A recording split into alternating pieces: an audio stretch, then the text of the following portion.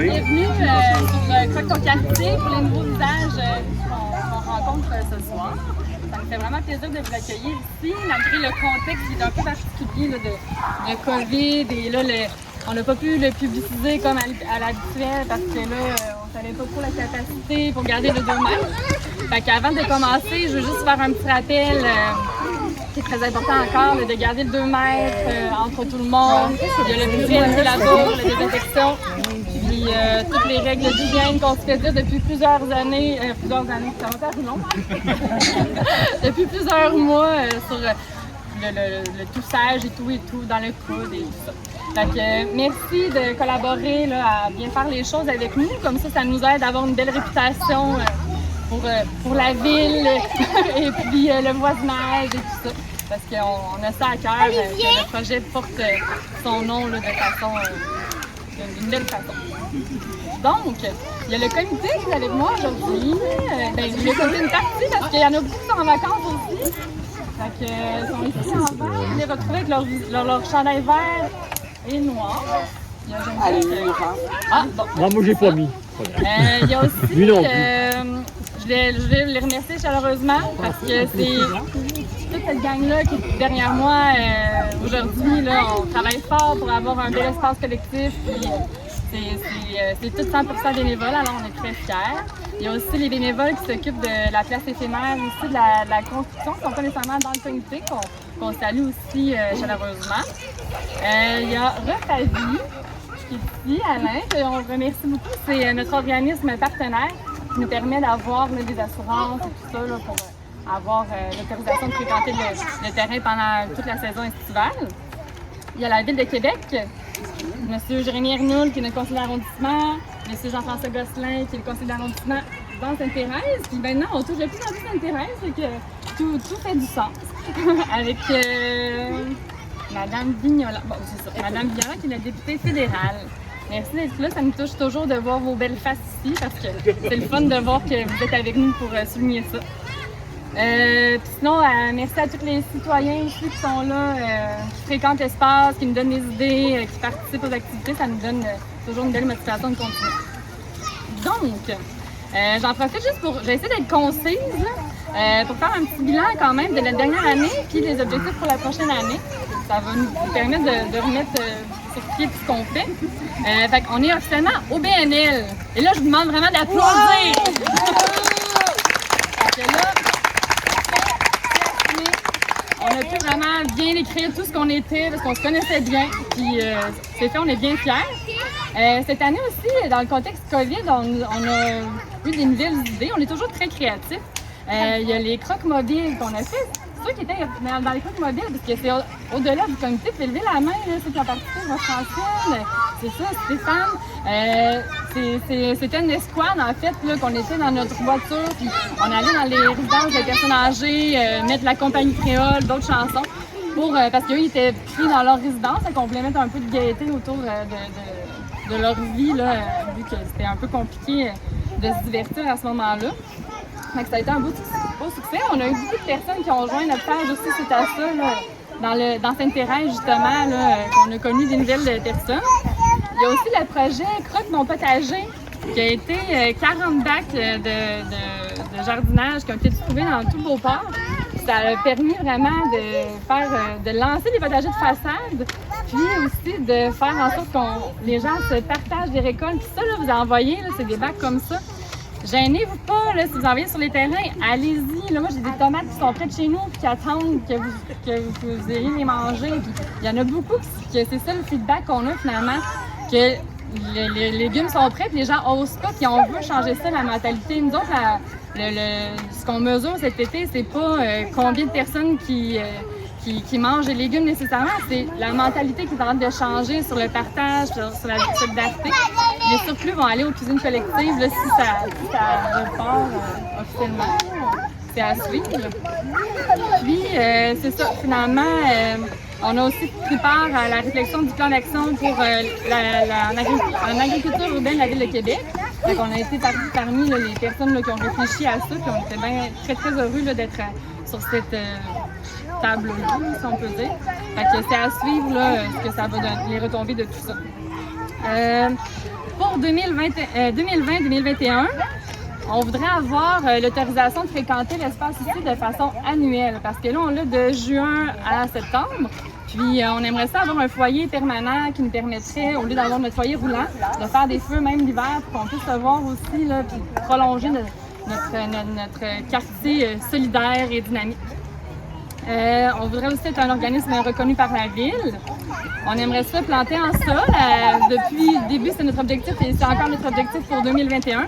Commencer à pouvoir planter en sol parce que quand on plante en sol, ça veut dire que le projet est rendu permanent. C'est ce qu'on souhaite en fait. Aussi, il va y avoir des formations qu'on aimerait mettre en place. On va vous en parler selon quand ça va arriver. On voudrait aussi parler avec la ville et d'autres acteurs là, par rapport à la vision du jeu libre, parce que c'est quelque chose qu'on prône beaucoup. Puis c'est quand même compliqué, là, côté assurance et tout ça, le jeu libre, parce que c'est pas comme des modules de jeu habituels. Fait qu'on aimerait ça réfléchir tout le monde ensemble, qu'est-ce qu'on pourrait faire, parce que ça coûte beaucoup moins cher, puis les retombées pour les enfants et tout le monde sont beaucoup plus grandes, parce que ça fait aussi que les personnes de tous les âges aussi peuvent venir fréquenter l'espace. Sinon, on est en train de former notre CA présentement. Il y a des projets de mini-croc et mini-croc ado qu'on voudrait faire. C'est à suivre, mais ça sera un comité croc-quartier, mais pour les 18 ans et moins.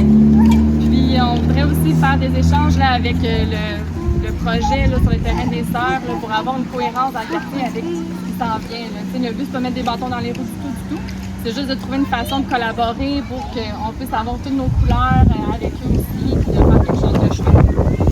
Finalement, la dernière chose que je vais vous dire, c'est qu'on commence notre campagne de financement, notre première campagne de financement sous peu. Ça devrait arriver là, en début de semaine. On a eu un contact, c'est un jeu que je jouais quand j'étais petite. Puis en jouant avec mes enfants, puisque c'est resté chez ma mère, j'ai eu un flash que c'était vraiment le jeu de croque ton quartier. J'ai trouvé ça même bizarre. Puis là, on a contacté les gens en Ontario. Puis finalement, ils y sont encore. Puis on va avoir la commande. Ça s'appelle le temps des récoltes. Puis c'est vraiment un jeu de coopération, soit que tout le monde gagne ou tout le monde perd. Puis là, il faut s'aider pour récolter nos légumes. Fait que c'est vraiment cool. Fait qu'on a eu un beau prix avec eux. Puis ça va être en vente là. Sous peu, là, on va vous annoncer ça sur Facebook. Puis si vous avez des questions, ceux qui n'ont pas Facebook, ben, viendrez me voir, ça va me faire plaisir. Fait que, en gros, c'est ça nos projets. Puis on vous souhaite vraiment une belle soirée. Merci d'être là. Puis amusez-vous bien avec notre chansonnier Frédéric. C'est un plaisir d'être parmi vous aujourd'hui. Croque ton quartier, ça fait 3 ans. Moi, ça fait un petit peu plus d'1 an que je connais l'organisme, que je le suis, que je deviens de plus en plus passionnée du cœur de cet organisme-là, de ses visées, de sa coopération. 3 ans, c'est juste le début et j'espère que ça va être encore pour longtemps, que ça va être plusieurs générations qui auront le goût de s'impliquer comme ça.